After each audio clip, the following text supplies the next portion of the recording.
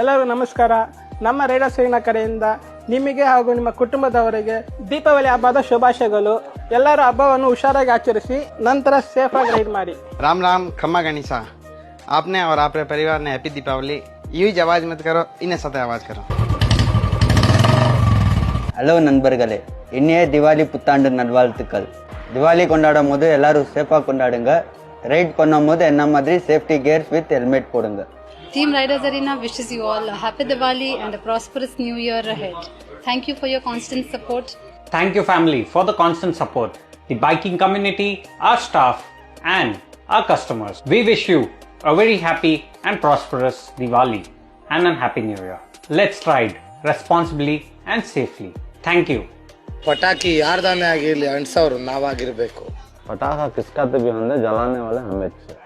Happy Diwali!